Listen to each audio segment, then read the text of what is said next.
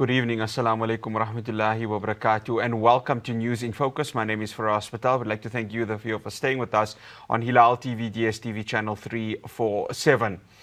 In July this year, one of the great bombshells had occurred within South Africa, and it hit at the heart of the criminal justice system, the South African Police Service. KwaZulu-Natal Police Commissioner, Lieutenant General Nhlanhla Mkhwanazi, gave a press conference in which he made startling revelations. One of them, of course, with regards to the political killings task team and the alleged corruption that is happening within the SAPS, especially when it came to then Police Minister Senzo Mchunu.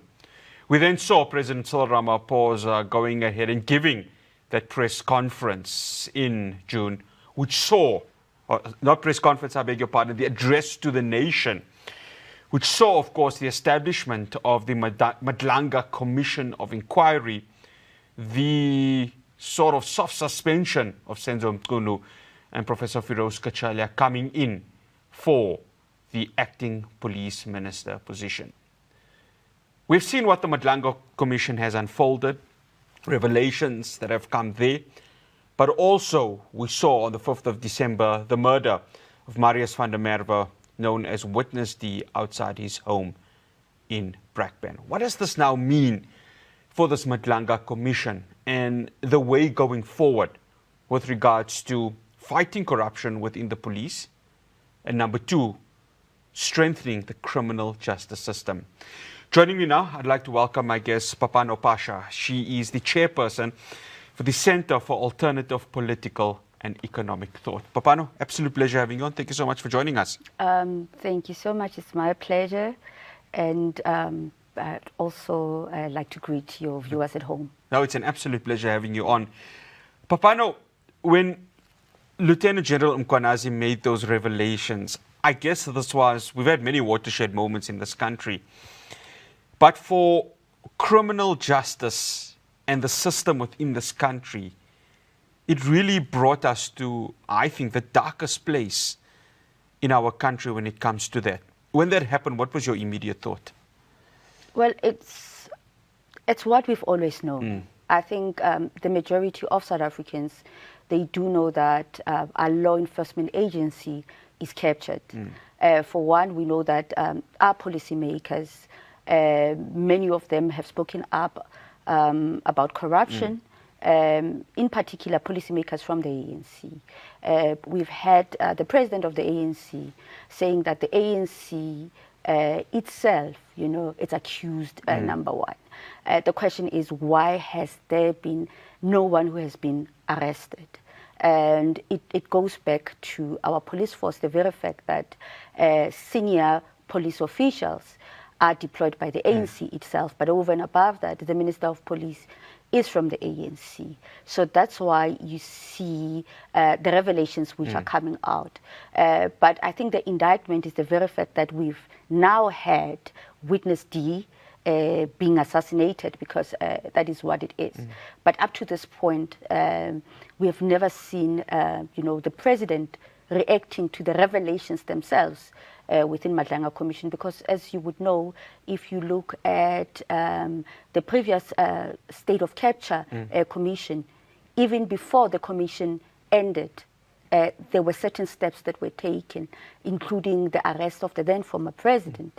So why are we not seeing anything happening? And it goes back to the very fact that the police force is captured, our law enforcement is captured primarily because they report directly to the ANC. You know what's my thing, Phapano, what I picked up from this? Knee-jerk reactions. We are, actually, government is reactive to everything. And when it comes to the criminal justice system, when it comes to the police, what the public is looking for, what the citizen is looking for, is proactiveness. And unfortunately, we're not seeing that. I mean, did it have to take Mkhwanazi to go and have that press conference for President Ramaphosa to go ahead and give a state of an address to the nation in order for the public to get very little reassurance that something's being done in terms of that? Yesterday, he also gave another State of the Nation address lamenting on the death of witness D. But I think when one looks at the commission, one must also think about the rationale behind setting up this commission. Is it really to find answers? Is it really to give a sense of Mchunu an opportunity to clean his name? Because we saw last week that he was back at the commission, you know, with his headset, with the senior counsels, in fact, assisting him. So you tend to ask if, you know, the Madlanga Commission, was it instituted to assist Senzo Mchunu to cleanse his name, or was it really, you know, initiated to deal with the issues that General Mkhonazi raised? Where I am, I do not think that it was really initiated to correct some of the challenges within the police force, especially noting that nothing has been done. It's business as usual. Whistleblowers are being killed. So I don't think that the commission was set up in good faith. And knowing the politics of the ANC, I completely do not believe that it was set up in good faith. You were part of the ANC, Phapano. Are you surprised by what we are seeing right now? Well, the cancer of corruption is embedded within the ANC. And during the NGC, you know, it was, I think, quite startling. It's funny, but it's sad at the same time. When Fikile Mbalula, the ANC Secretary General, says, we lost the elections last year, we lost the majority because state capture and corruption. But what needed to be done from within the ANC? There was nothing being done there. So it was kind of like a self-prophetic doom from their side. Yeah, I think also the problem is it comes from the media, from media houses like yourself, because you also do not hold politicians to account, to the extent that at times you even glorify the very politicians that you know have done wrong things. And it's because you also have seemingly a short span, because we have known of different issues of corruption and desktop, you know, evidence related to corruption beyond what was said at the State Capture Commission. We've had your PPEs. We know which politicians were paid, you know. We know of different types of corruption. We also know of the CR17, you know, bank statements that cannot be, you know, unsealed. So the media moves from one issue to the other. They do not hold politicians accountable to the extent that you glorify them, you give them platforms, you don't ask them the right questions. Even Fikile Mbalula, he himself has been implicated in various forms of corruption, to the extent that if you look at the majority, if not all, the top 7 of the ANC, NEC, and the NEC itself, the majority of them have been implicated in corruption, but none of them have been arrested, because within the ANC, you know, all of them, because they are corrupt, they hold the justice system at ransom, they hold law enforcement agencies at ransom. But I believe that the key problem is that the media itself is not really investigative. But secondly, I believe that as society, we've not taken it upon ourselves to hold these leaders accountable, because we do know, you know, as I said, there's evidence, especially with your PPE and many others, there's desktop evidence of who was paid. But nothing has been done, and we have not done anything. And now we've got a new acting police minister who does not seem confident. I'm quite sure that he's not even deployed to deal with these key issues, because up to so far, nothing much has been done. So we are literally onlookers, and we're not doing much, and we are seeing that a country is really going down the drain. Here's my thing, Phapano, is that obviously the commission doesn't have legal binding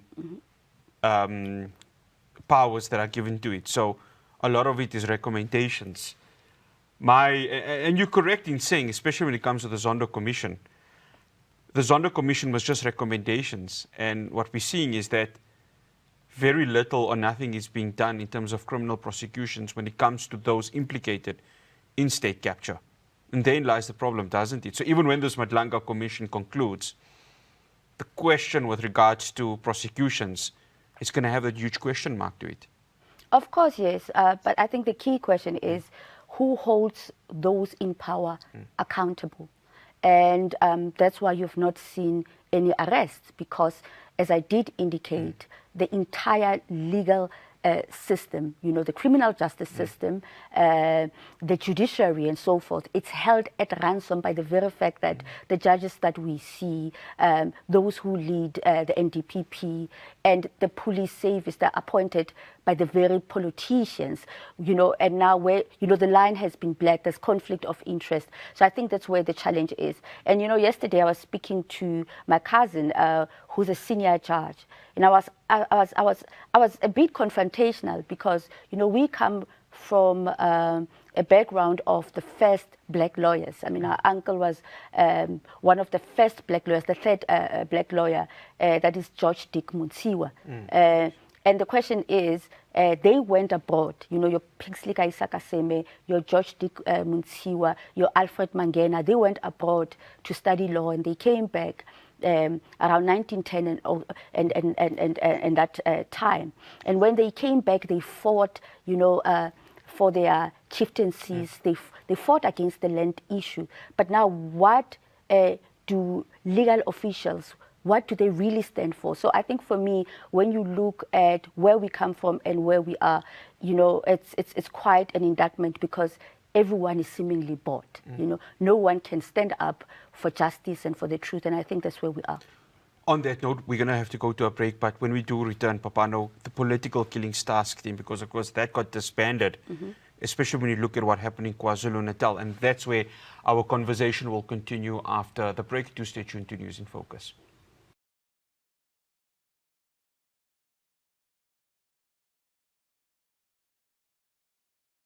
Welcome back to News in Focus. My guest for today is Phapano Phasha. She's the chairperson for the Center for Alternative Political and Economic Thought. Phapano, the political killings task team, a lot of it came through the KwaZulu-Natal province. One murder, of course, somebody very beloved within that part of the province, Sindiso Magaka. And when he was murdered, I think it really put into question how politicians or servants to the communities were being murdered. When this political killings task team was unbanded, what was your initial thought? Because there seemed to be something where it's trying to really investigate or get to the bottom of how these killings are occurring, especially in such a province like KwaZulu-Natal where there's this high volatility. Well, I think going back to what General Mkhonazi said, there seems to be a link between the police as well as, drug dealers and other criminal forces. So one does not understand the rationale of why, Minister Senzo Mchunu at the time would have disbanded the political task team. But if you recall, in 2015, Senzo Mchunu lost chairmanship of the ANC in KwaZulu-Natal. And when Willis Mchunu took over as premier, he also initiated something similar related to task team killings. So one does not know that, because Senzo Mchunu and Willis were on different camps, if you recall.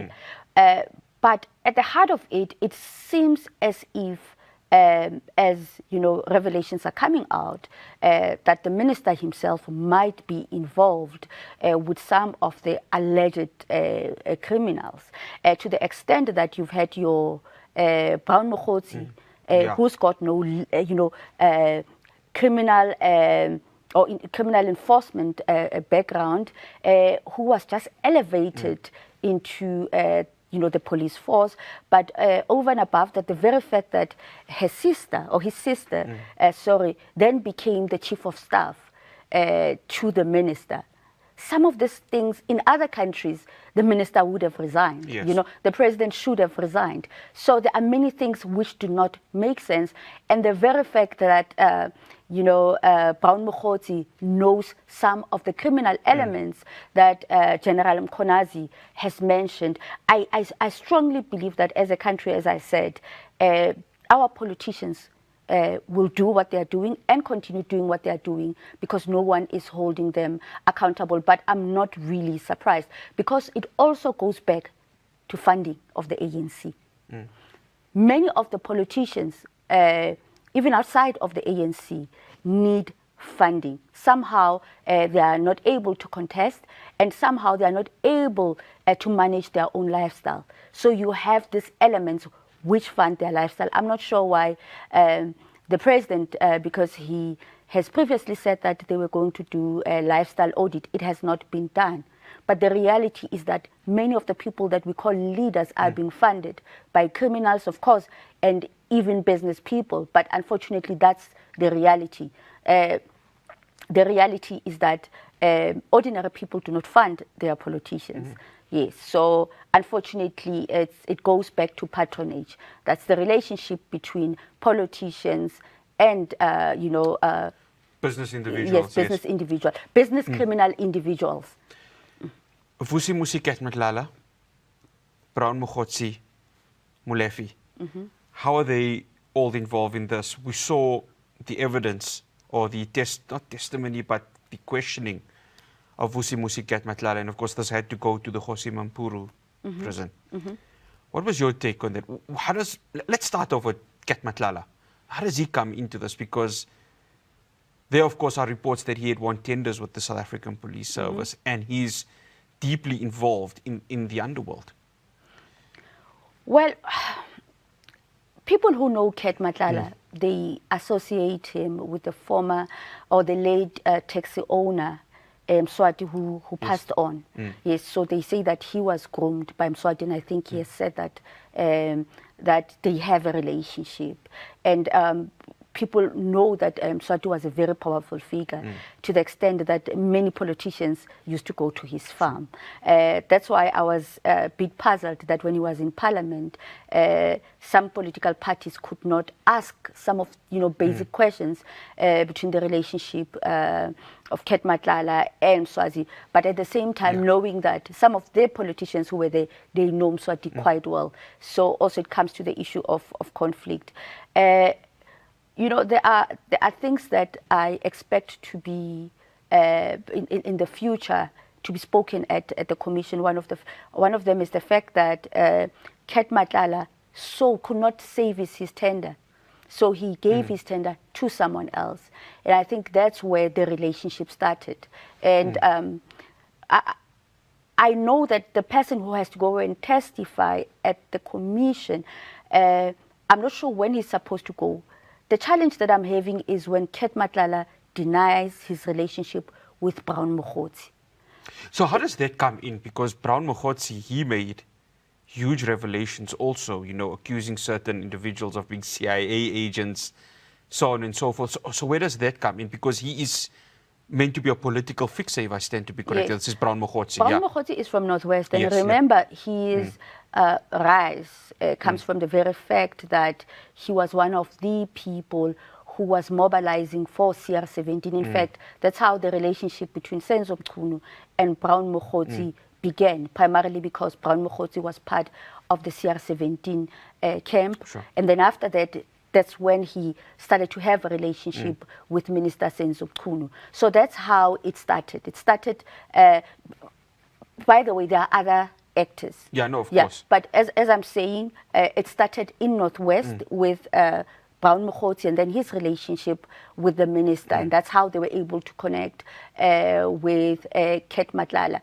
But Ket Madlanga could not save his tender, and he gave it to other people. And unfortunately, the tender was cancelled, was completely cancelled. And as I said, I do believe that the people who are going to testify, they will expand on this. The challenge for me is how will they now, disassociate themselves from Brown Mogotsi, because Ket Madlanga has done that so well. So I just want that process to end, because there are things that I cannot say. Sure. Yes. I think one of the things that needs to happen in this country is the political killing star system coming back, because we see the killing of whether it's councillors or anyone that is working within government facilities becoming quite a rare occurrence. And I think it's sad. I believe that it's something that we as South Africans cannot continue while this is happening. However local government plays out next year, Phapano, how important is it for whoever it's going to be, whether it's the ANC, MK Party, DA, EFF, whoever, that this re-establishment of the PKTT comes back? Because, my word, we can't afford any more of this happening in the future. Unfortunately, the nature of politics in our country will exacerbate political killings, especially within the ANC, especially within the IFP and the EFS, Yes. because those parties are entrenched in patronage. I mean, for example, if you take mere branches where councillors participate in, already within those structures, ANC members fight for councillorship to the extent that they would kill each other. That's internal fighting. Yes, that's internal fighting. Now, when you go to the region, you find that because regional leaders become municipal leaders, they then also start killing each other because all of them are fighting for patronage in municipalities. And then it goes to the province, you know. So that is the biggest challenge. That's why one of the biggest issues that the ANC has contested on is the issue of what they call the two centers of power. Yes. Yes. And the two centers of power, it's not ideological. It has no, no political character. It's mainly about patronage, because all that is said is that if you lead the ANC politically, you must also lead administratively. So core or key to this issue is the very fact that these people are fighting for taxpayers' money. That's where political killings actually emanate from. And until you are able to deal with this issue, these are people, many of them are not professionals, many of them have never worked outside of the political arena. The only thing that they have, you know, is governance. And if you're able to take that away from them, maybe that will be a different issue. That's why the ANC, unfortunately, cannot renew, because at the heart of the ANC, and this is what, sorry, this is what President Beki actually called the sins of incumbency. So what you have actually is the sins of incumbency, and it changes faces, it has different characters. So until you deal with that, perhaps, you know, other people have said the ANC must lose power, you know, in order for some of the malice, you know, the immorality that you see, the debauchery that you see in society to end, because the ANC has no willingness to renew. And that's where we're going to continue after the break, the ANC, because last week it concluded its NGC meeting at Birchwood, and they've backed the Madlanga Commission. But there are some individuals within the ANC that are heavily alleged to have been involved in so much of the rot that is happening within the criminal justice system. Do stay tuned. News in Focus returns after the break.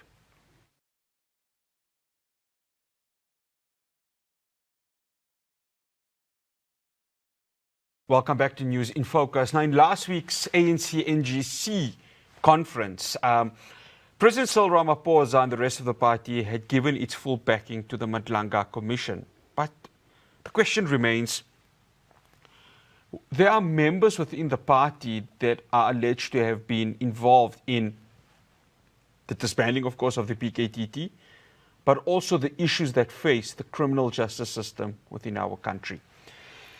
Phapano, you were in that party, and when you listen to the allegations, whether it's against Senzo Mchunu, against Bheki Cele, are we exaggerating when we say it's compromised? You mentioned the two arms of power. And it's difficult now because in justice as an ANC member, Mamloko Kupai, within the police, there's of course, it was Senzo Mchunu, now it's Professor Fahraaz Patel. It's difficult to separate the two, isn't it? Because when you look at the ANC right now, it's going through such a crisis. By their own admission, and we spoke about it earlier on, they had said, this party has suffered because of state capture and corruption. So where do you see this going, unfolding? Well, I think equally the ANC is not really truthful when they speak about issues. I mean, state capture does not start now. Yeah. Yes, it does not start now. So to only limit the challenges within the ANC to state capture, I think it's nefarious. And unfortunately, it's even said by the people who worked very closely with President Zuma, and they themselves are accused of corruption. So I think with Senzo Mchunu, Bheki Cele, both of them, they come from KZN. Yeah. And my assessment, particularly with Bheki Cele, is that he's a bit angry because he is, or actually at the time, he was the Minister of Police, who was behind, if one can put it that way, the arrest of President Zuma. So there are many things that he did as a police minister, working with President Ramaphosa to clean up some of the things at the time. Now you have a Senzo Mchunu. If you recall, he was also the minister who declared Phala Phala top secret. So unfortunately, as I said, deployment, you know, administratively is also linked to deployment politically. So the likelihood is that, of course, many of them, they feel that we have done so much work for the president, we've done dirty work for the president, we've buried bodies for the president, and he cannot even fire Senzo Mchunu for one. I mean, this is the man behind... You know, I want to come in, sorry for coming there, Phapano. There's allegations, of course, about a loan that Thembise Malani took when she was obviously in Limpopo with the ANC. She was the Minister of Justice, and people need to understand that this is quite an important portfolio within the country. There was no axing that happened of her there. She was then moved to human settlements, and of course we have Mamloko Kupai coming. There was a sharp criticism of the president, and I also felt at the time there needed to be something more to send a message. Is that the sort of disparaging part of all of this, that when we see moves like this happening, it kind of asks the question, there's a sense of weakness coming within the top echelons of our country? I don't think it's necessarily weakness. Remember, the president was not voted, you know, to parliament as an individual. He was voted as a leader of the ANC.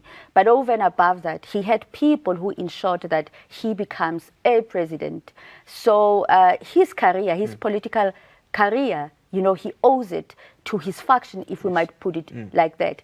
The Thembi Nkadimings of this world and many others who ensured that he becomes a president. So one then is not sure whether the president is not acting because he's embedded, you know, to these people, that the very fact that these people also know a lot about what happened in terms of his campaign, the money, you know, and the other underlying things that they would have done. So one does not really know if it's the major reason why the president is not acting, or the president just does not want to act. But unfortunately, it's the nature of ANC politics, because you work as a faction. There are many things that you do internally which are not clean. I think they say, you know, the end justifies the means. So that's where the president is at the moment, correctly or incorrectly. But we've seen this before, where ministers, premiers are moved because everyone is corrupt. As Batabile Dlamini would have said, all the ANC leaders have their own skeletons. So that is at the heart of what the nation is faced with, the very fact that we are led by very corrupt individuals who cannot be arrested because they've captured our law enforcement agencies. But there's the problem. How do we then expect any supposed prosecutions to occur when this Madlanga Commission, because again, I think for the viewers to be reminded, it's not legally binding, whatever comes from this, it's recommendations. What are the chances it sees the light of day of the NPA, the very same NPA which has massive question marks, because if we take what Advocate Shamila Patoy is saying, she's saying funding's become an issue there. Therein lies the problem, because for those prosecutions to occur, it needs political will. And I don't think we've seen enough political will for this to happen. And you speak to the heart of it, Phapano, when you see what is happening within the revelations coming from this Madlanga Commission. Yeah, but again, for me, this is another factor which has been interesting for me. The Jewish lobby group during Zuma's tenure was very vocal on issues, to the extent that we know that they were funding different organizations like Safe SA, but over and above that, we know that Civil society. Yes, civil society, but they also signed in defense, there's something that they signed in defense of Pravin Gordhan at the time. And I've asked myself, why is the Jewish lobby group so silent? Seeing what we are seeing, because this is rampant corruption in our faces. It's not like the State Capture Commission, where you still do not, on other issues, you necessarily do not have the evidence. Of course, there was evidence on other issues. There was no evidence. But now there is evidence of the corruption and the criminality, and the Jewish lobby group is silent. For me, those are other interesting dynamics. And I've asked myself, are they assessing what is happening within the ANC internally? Are they scared if the president leaves, then they won't be in charge of the ANC? Can you name the supposed group or groups within the Jewish lobby group that you would maybe break down for the viewer? Or is it just a collective of... Of course, Chief Rabbi Goldberg has been very vociferous. Of course, what he has primarily spoken on is the issue of Israeli and Palestine. And he has spoken, of course, on how he condemns the ANC. But when Zuma was in charge, he used to speak specifically about corruption. You also had business leaders, by the way. You also had Johan Rupert, who spoke in public about corruption in our country. You had Stephen Gosef, who spoke publicly about corruption in our country. So it's not only the Jewish, lobby group per se, it's individuals who spoke about corruption. Now the question is, why are they so silent now? Because now it also goes back to the ANC, as I said, because the reality, and of course it's known that they funded the president to the extent that Johan Rupert at the time and Stephen Gosef in 2017 even went to Soweto before the Nazareth conference said in support of the president. So the people who actually control and own the economy of South Africa, when they are silent, you stand to ask questions about what is they are thinking, what's really happening. And I think for now, society is not really organized to the extent that it can stand up, because, as I said, with Zuma, there was a lot of money which went out to political parties, which went out to so-called civil society to even take these matters to court. So for me, I think that is one of the biggest challenges. And one of the things that I wanted to say is I would also wish that most of the Islamic groupings, they would not only look at the issue of Palestine as a rallying call, because this is their country, No, I will come there, Phapano, because I just want to come back to, of course, the Jewish lobby group. I think it's obviously, and we've just 2 minutes, I'm going to try and get this. There's obviously a big differentiation between, the Jews and the Zionists, because obviously there are good Jewish people. I know the South African Jews for Free Palestine, a lot of Jewish intellectuals that are, of course, standing for Palestine.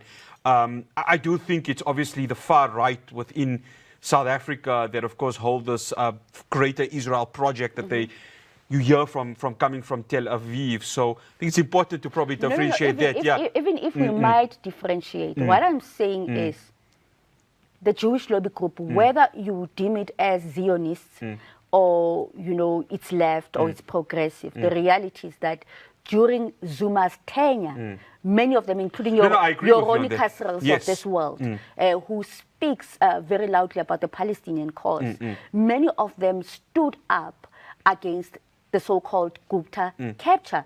Now we've got criminality right on our faces, and many of them are silent. Does it mean that this administration is so protected that no one can speak up for the nation? Because the reality is that our people are onlookers, our people are not organized.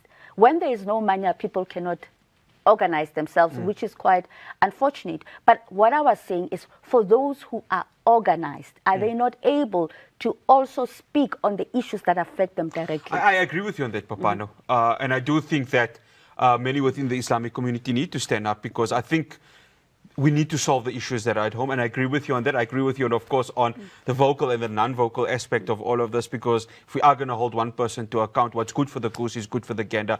And I do think that everyone needs to be vocal, whichever leader, of course, comes into power. Unfortunately, Phapano, we have to end it for now, because we are going to come after the break and wrap up our conversation in terms of what will happen post the Madlanga Commission. Do stay tuned.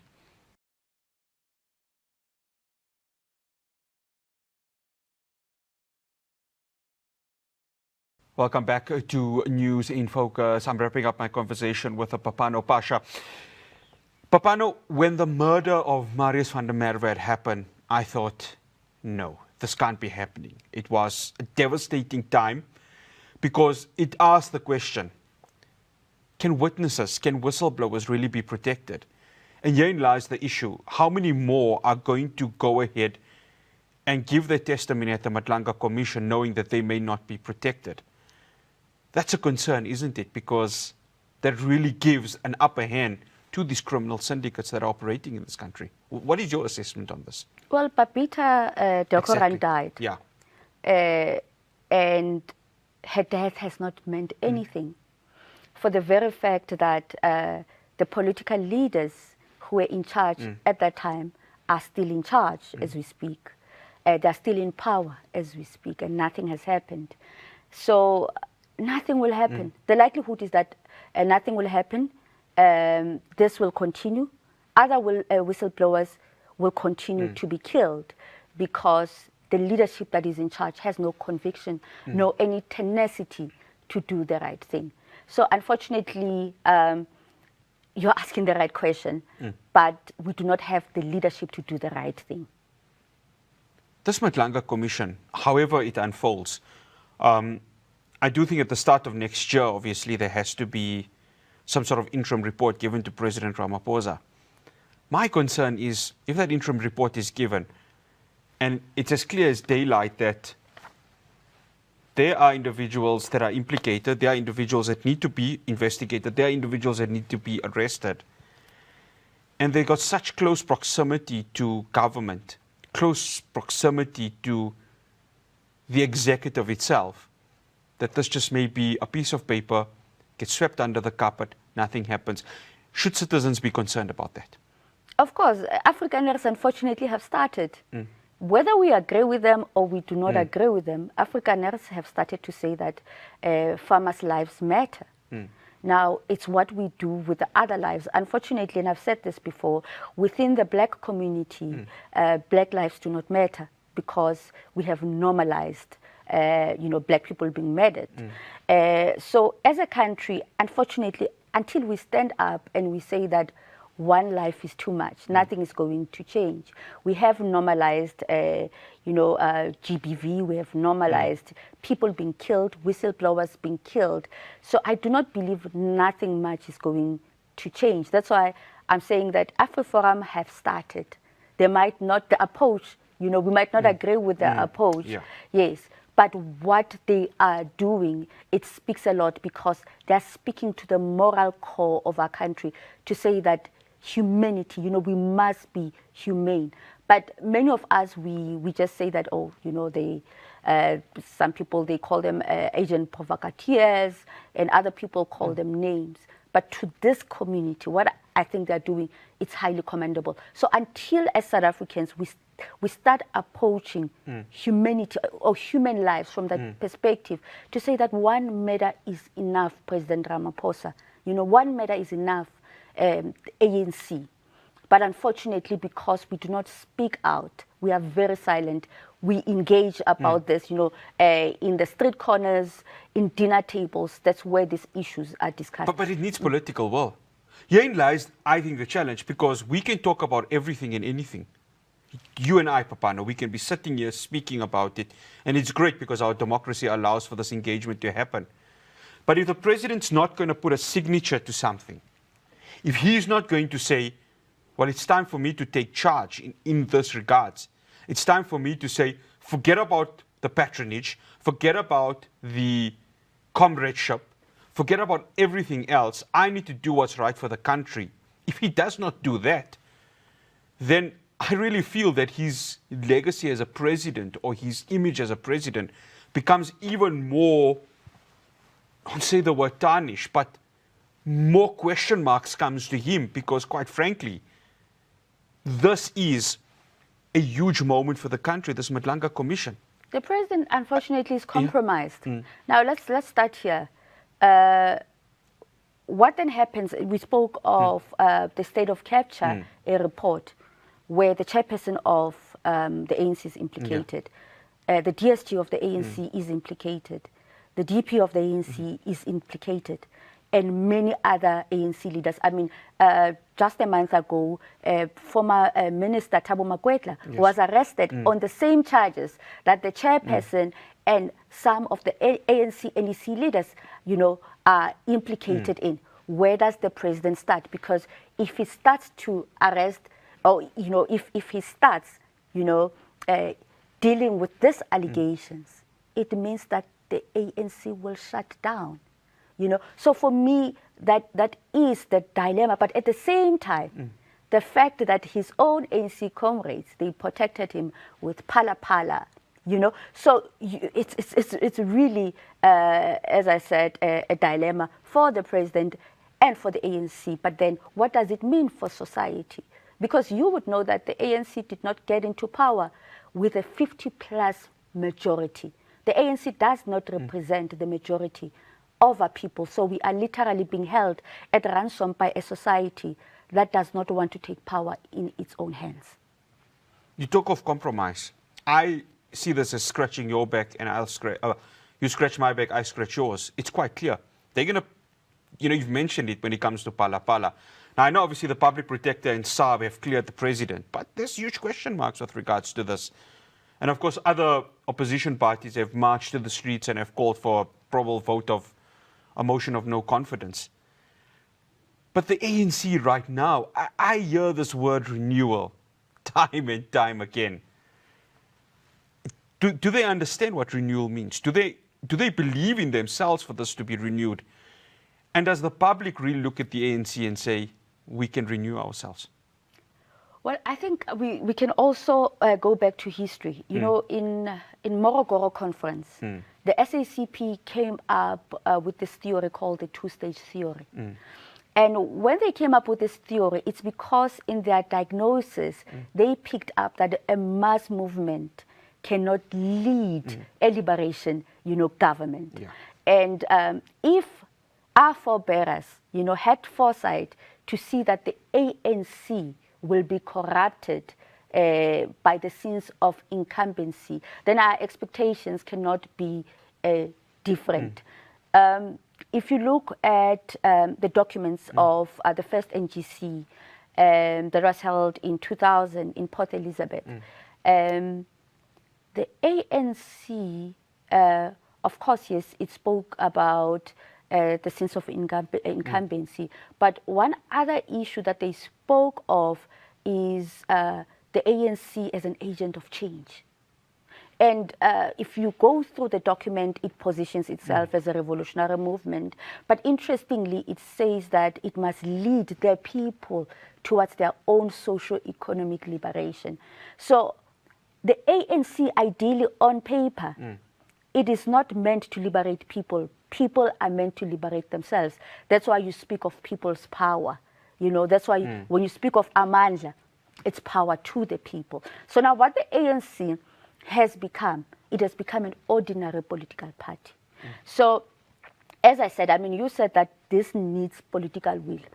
How can we expect political will from leaders of the African National Congress? I agree with you. I can't see it happening. Yes, and unfortunately, you know, you want water to come out from a stone. Those leaders, you know, I said somewhere that some of them, and the research has been done on, you know, pure capitalists, politicians, that many of them are psychopaths. Because they stand up and they speak of renewal, and they believe themselves. So, unfortunately, we want a lot from these leaders who, unfortunately, are morally inept to do anything that is correct. One final question, Phapano. When this Madlanga Commission ends, where will we be as a country? Because I look at the Zondo Commission. Let's even go to the Judicial Commission. Let's go to, I think, one of the first commissions we've done. That was, of course, on the TRC. Nothing. Absolutely nothing. Yes. To the extent Yeah. that when the TRC report was given to President Mbeki and the information is there, they said, unfortunately, you know, when he gave his speech to Parliament, responding to the TRC report given by the late Desmond Tutu, in that report, President Mbeki said that we cannot anger investors.